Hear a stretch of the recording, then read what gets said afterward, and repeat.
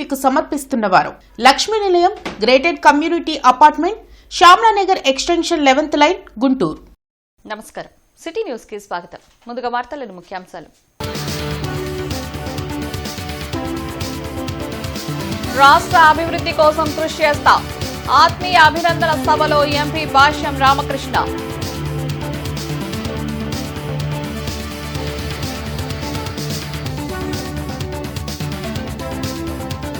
Shankar Vilas ROB నిర్మాణంతో ఉపాధి కోల్పోతున్న అందరికీ నష్టపరిహారం చెల్లించాలి. వామపక్షాల డిమాండ్.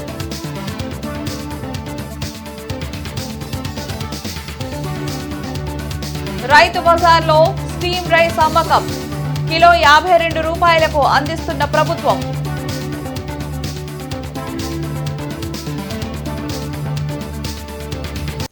పారుపల్లి మిత్రమండలి ఆధ్వర్యంలో రాజ్యసభ సభ్యులు భాష్యం రామకృష్ణకు ఆత్మీయ అభినందన సత్కార సభ వి కన్వెన్షన్ లో జరిగింది. చైర్మన్ సామినేని కోటేశ్వరరావు ఆధ్వర్యంలో జరిగిన ఆత్మీయ అభినందన సభకు ఎంపీ లావు శ్రీకృష్ణదేవరాయలు, ఎమ్మెల్యేలు మహమ్మద్ నసీర్, నక్క ఆనందబాబు, కన్నా లక్ష్మీనారాయణ, జూలకంటి బ్రహ్మారెడ్డి హాజరయ్యారు. ఈ సందర్భంగా రాజ్యసభ సభ్యులు భాష్యం రామకృష్ణను వారు అభినందించారు. అనంతరం వారు మాట్లాడుతూ అత్యుత్తమ విలువలతో కూడిన విద్యను అందించే సంస్థను భాష్యం రామకృష్ణ నిర్వహిస్తున్నారని తెలిపారు. వివాదరహితంగా ఉంటూ అందరినీ కలుపుకుపోయే మనస్తత్వం కలిగిన గొప్ప వ్యక్తి భాష్యం రామకృష్ణ అని అన్నారు. తన విద్యా సంస్థల ద్వారా ఎంతో మంది మేధావులను భాష్యం రామకృష్ణ తయారు చేశారని కొనియాడారు. రాజ్యసభ సభ్యులుగా ప్రజలకు ఎంతో సేవ చేయాలని ఆకాంక్షించారు. ఈ కార్యక్రమంలో పారుపల్లి మిత్రమండలి సభ్యులు, నగర ప్రముఖులు, ఏపీటీఎస్ చైర్మన్ మనవ మోహనకృష్ణ, కూటమి నాయకులు పాల్గొన్నారు.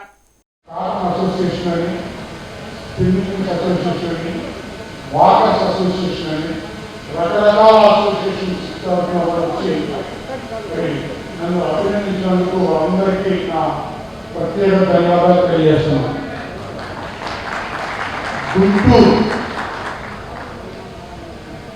గుంటూరు అంటేనే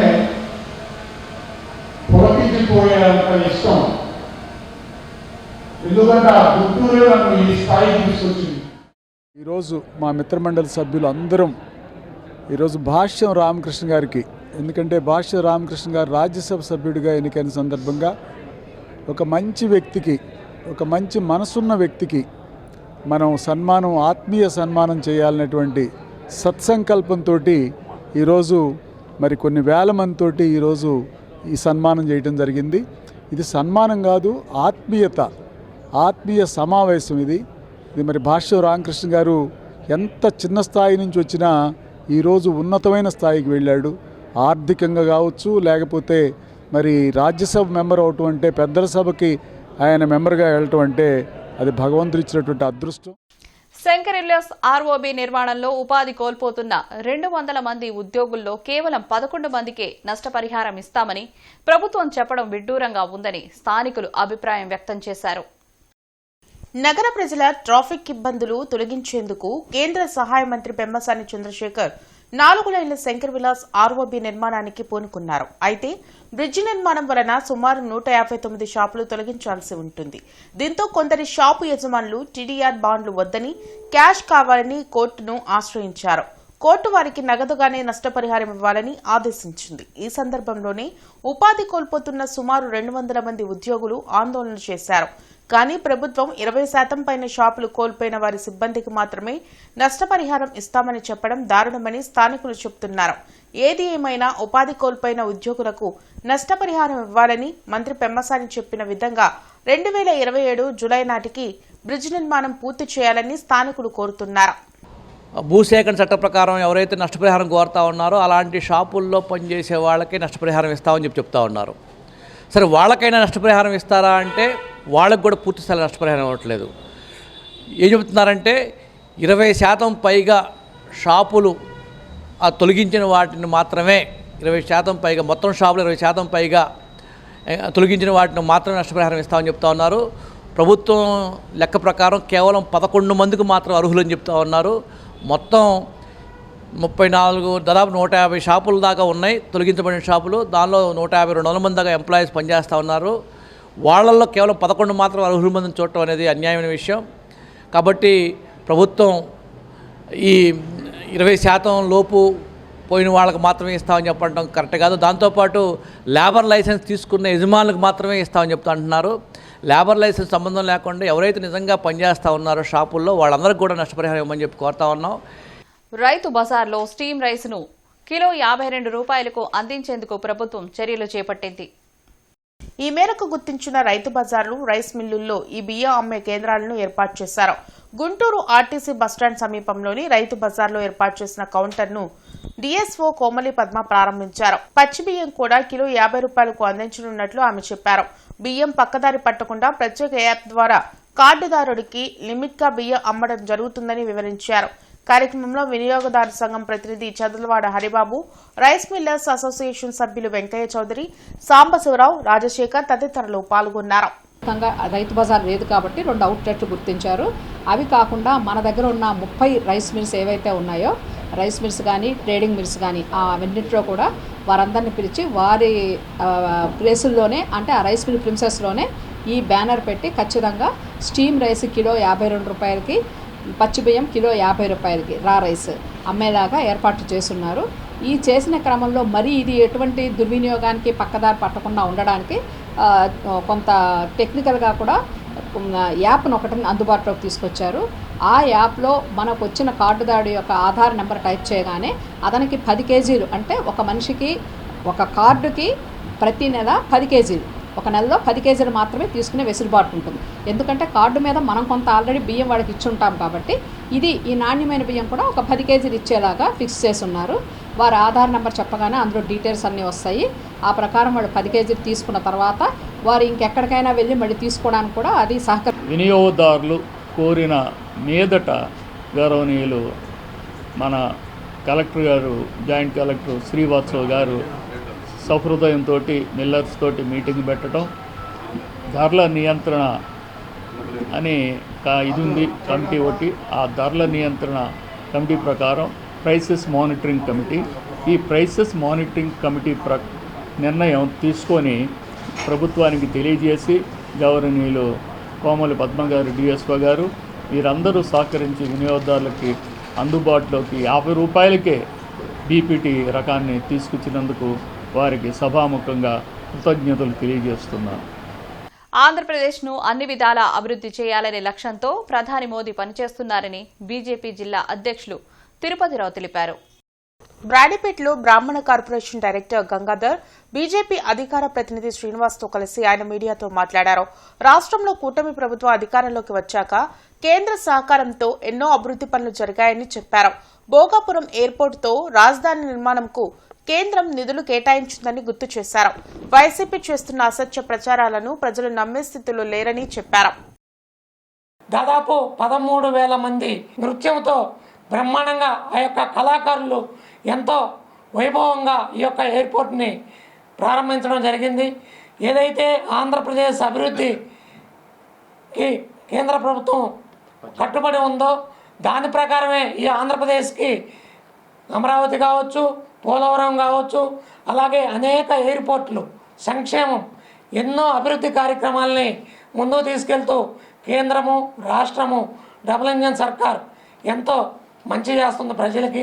స్తంభాల గరువులోని మహాప్రస్థానం సేవా సమితికి యార్లగడ్డ జయప్రద, రామయ్య చారిటీస్, అజయ్ ఫౌండేషన్ నిర్వాహకులు 2 మహాప్రస్థానం వాహనాలను బహుకరించారు. గార్డెన్ శ్రీ వెంకటేశ్వర స్వామివారి దేవస్థానం వద్ద మహాప్రస్థానం వాహనాలను ప్రముఖ వైద్యులు డాక్టర్ మద్దినేని గోపాలకృష్ణ ముఖ్య అతిథిగా హాజరై ప్రారంభించారు. వైఈ చౌదరి అండ్ బ్రదర్స్ మహాప్రస్థానంకు 14 లక్షల విలువైన ఏసీ వాహనాన్ని, అజయ్ కుమార్ బండ్లమూడి 7.5 లక్షల విలువైన నాన్ ఏసీ వాహనాన్ని మహాప్రస్థానం సేవా సమితికి అందించారు. ఈ సందర్భంగా వైఈ చౌదరి మాట్లాడుతూ, ఎలా జీవించామన్నది ముఖ్యం కాదని, చనిపోయాక ఎలా సాగనంపామనేది ముఖ్యమన్నారు. అందుకే ఈ వాహనాలను సమకూర్చామన్నారు. ఈ కార్యక్రమంలో అధ్యక్షులు లక్ష్మీనారాయణ, అజయ్, రాజేష్, తాండవ కృష్ణ, లంకా విజయసారథి, పూర్ణచంద్రరావు తదితరులు పాల్గొన్నారు. మంచి వెహికల్స్ ఇవ్వాలనే ఒక కోరికతో మా ట్రస్ట్, మా ఫ్యామిలీ ట్రస్ట్ అయినటువంటి యార్లగడ్డ జయప్రద అండ్ రామయ్య ట్రస్ట్, ఆ ట్రస్ట్ ద్వారా ఒక 14 లక్షల రూపాయల డొనేషన్తో ఏసీ వెహికల్, దాదాపుగా ఇలాంటి వెహికల్ గుంటూరు జిల్లాలో, విజయవాడలో లేదు. ఇదేంటంటే పోయేటప్పుడు కూడా ఒక ఊరేగింపుగా ఒక ప్రత్యేకమైన ఆకర్షణతో వారిని పోయే జనాలు కూడా చూసేటట్టుగా కంటి చూపు కోసం అట్లా చుట్టుపక్కలంతా గ్లాసులు పెట్టి మధ్యలో బాడీ కొంచెం అవపడేటట్టుగా పైకి పెట్టగలిగితే ఆ ఏసీ వెహికల్లో కనుక తీసుకెళ్తే అది ఒక రకంగా ఒక చిన్న సైజు ఊరేగింపులాగా మంచిగా ఘనమైన వేడుకలతో పంపించాలనే ఉద్దేశంతో ఆ వెహికల్ ఇవ్వడం జరిగింది. అలాగే ఇంకొక వెహికల్ చిన్న వెహికల్ రఫ్ అండ్ టఫ్గా అన్ని బజార్లో గొంతుల్లో కూడా సన్నటి బజార్లో కూడా వెళ్ళేటట్టు వీలుగా అజయ్ ఫౌండేషన్ అజయ్ గారు వారి తమ్ముడు రాజేష్ గారు ఈరోజు వచ్చారు. వారు కూడా ఒక 7.5 లక్షల రూపాయలు ఇవ్వటం ఈ 2 వెహికల్స్ ఈరోజు ఇనాగరేషన్ చేయడం జరిగింది. అందుకు మహాప్రస్థానం మెంబర్సు, కమిటీ మెంబర్సు, డోనర్సు అందరూ ఇచ్చేశారు. వారందరికీ ఈ సందర్భంగా అభినందనలు తెలియపరుస్తూ నమస్కారం. రక్తనాళాలు, రక్త ప్రసరణ సమస్యలపై అవగాహన సంస్థ కార్యాలయంలో ఆరోగ్య సభ జరిగింది. అరండల్పేటలోని అవగాహన సంస్థ కార్యాలయంలో జరిగిన ఆరోగ్య సభలో ప్రముఖ వైద్యులు డాక్టర్ బి నవీన్ వెంకట్ ప్రసంగించారు. అధిక రక్త ప్రసరణ వలన నరాల వాపు వచ్చే అవకాశం ఉందన్నారు. రక్తనాళాల్లో బ్లాకులు ఏర్పడడం వలన మెదడుకు రక్త సరఫరా నిలిచిపోతుందన్నారు. దానివలన తల తిరగడం, పక్షవాతానికి గురవడం లాంటి పలు సమస్యలు ఏర్పడతాయన్నారు. ఇలాంటి సమస్యలు ఉంటే వెంటనే వైద్యుని పర్యవేక్షణలో చికిత్స తీసుకోవాలని సూచించారు. ఈ కార్యక్రమంలో వివి రావు, ఏవి సాయిరాం, కె చంద్రశేఖర్, కొండ శివరామరెడ్డి తదితరులు పాల్గొన్నారు. ఒక నార్మల్ మనిషి ఇలా నడుచుకుంటే తగిలింది అనుకోండి, దెబ్బ తగిలింది అంటే పుండు అయిందంటే ఒక వారంకో 2 వారాలకు తగ్గిపోతుంది. కానీ రక్త సరఫరా సరిగ్గా లేదు అన్నప్పుడు ఆ పుండు అనేది తగ్గదు, పెరుగుతా పోతా ఉంటుంది. సో ఇవన్నీ ఇంకా లేట్ అయ్యే కొద్దీ ఈ గ్యాంగ్రీన్ ప్రోగ్రెస్ అవ్వడము, ఇంకా కాలు తీసే స్టేజ్ దాకా వెళ్ళిపోతుంది. సేమ్ అంతా చేతికి కూడా, చేతికి రక్త సరఫరా తగ్గింది అనుకోండి, చేతితో పని చేస్తున్నప్పుడు, బటన్స్ పెట్టుకున్నప్పుడు, తలకాయ దూకుంటున్నప్పుడు, బరువులు ఎత్తుకున్నప్పుడు, ఇలాంటివి చేసేటప్పుడు రక్త సరఫరా తగ్గడం వల్ల ఫోర్ ఆర్మ్ మజిల్స్ కానీ, ఆర్మ్ మజిల్స్ కానీ ఇవన్నీ కళ్ళకి నొప్పి వచ్చేసే ఛాన్స్ ఉంటుంది అనమాట. మళ్ళీ లేట్ స్టేజ్ అయిపోతే వేళ్ళు నల్లబడడం, చల్లగా అయిపోవడం ఇవన్నీ జరుగుతాయి. దీన్ని పెరిఫెరల్ ఆర్టరీ డిసీజ్ అంటారు. సో సెంట్రల్ అంటే మధ్యలో అంటే గుండెకి, ఈ బాడీ లోపల పొట్ట లోపల. పెరిఫెరల్ అంటే ఏవే డిజిటల్గా కాళ్ళకి, చేతులకి ఇలాంటి రక్తనాళాలు ఎఫెక్ట్ అయిన దాన్ని పెరిఫెరల్ ఆర్టరీ డిసీజ్ అంటారు. గడ్డం అశ్రిత భరతనాట్యం రంగప్రవేశం కార్యక్రమం జింకానా ఆడిటోరియంలో రమణీయంగా జరిగింది.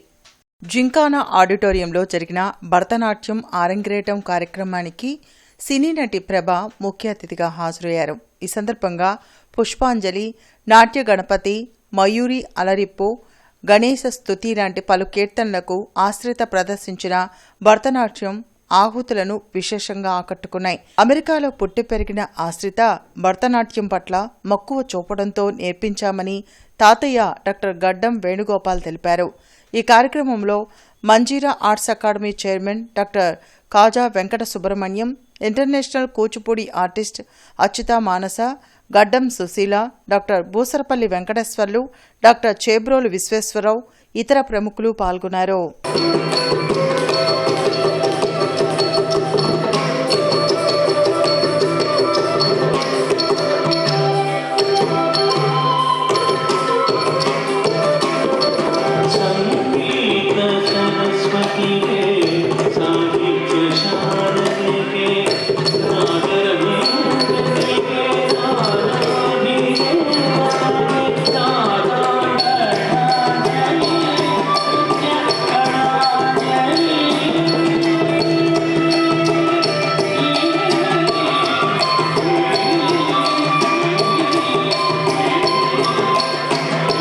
నా పేరు డాక్టర్ వేణుగోపాల్, మా మిస్సెస్ పేరు సుశీల గోపాల్, మా పెద్దబాబు డాక్టర్ దినేష్, పెద్ద కోడలు డాక్టర్ రాధిక, చిన్నబాబు డాక్టర్ మనీష్, వాళ్ళ వైఫ్ డాక్టర్ సమిత.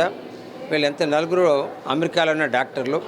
వాళ్ళ పెద్దబాబు వాళ్ళ పాప ఆశ్రిత గడ్డం 5వ సంవత్సరం నుంచే అమెరికాలో కాస్త నాట్యం మీద ఇంట్రెస్ట్ చూపించడం, అక్కడ తలసాలో ఉగాది కార్యక్రమాలు జరిగినప్పుడు ప్రదర్శనలు ఇవ్వటం, భరతనాట్యం మీద ఎక్కువ ఇంట్రెస్ట్ చూపించడం, అలాగనే అమెరికాలో పుట్టి కూడా అమెరికాలో పెరిగి మన యొక్క తెలుగు సాంప్రదాయాలను మర్చిపోకుండా ఎక్కువ ఈ కార్యక్రమం నేర్చుకోవటం జరిగింది. ఇప్పుడు నేను మా బాబు కూడా చదివింది ఈ మెడికల్ కాలేజీలోనే. వాళ్ళు కూడా మన పుట్టి పెరిగిన నేలలో తన యొక్క ఫస్ట్ అరంగేట్రం ఇవ్వాలనేటువంటి ఉద్దేశంతో ఇక్కడికి రావడం జరిగింది. ఇక్కడికి వచ్చిన మీ అందరికీ కూడా ధన్యవాదాలు తెలుపుకుంటున్నాను. మృతురాలి ఒంటిపై ఉన్న బంగారాన్ని దొంగిలించిన కేసును పోలీసులు ఛేదించారు. 75 ఏళ్ల కోలా సుబ్బాయమ్మ తన తమ్ముడు మృతి చెందడంతో చూసేందుకు పాంట్రుపాడుకు వెళ్లగా చిన్నదినం తర్వాత వస్తుందని బంధువులు తెలిపారు.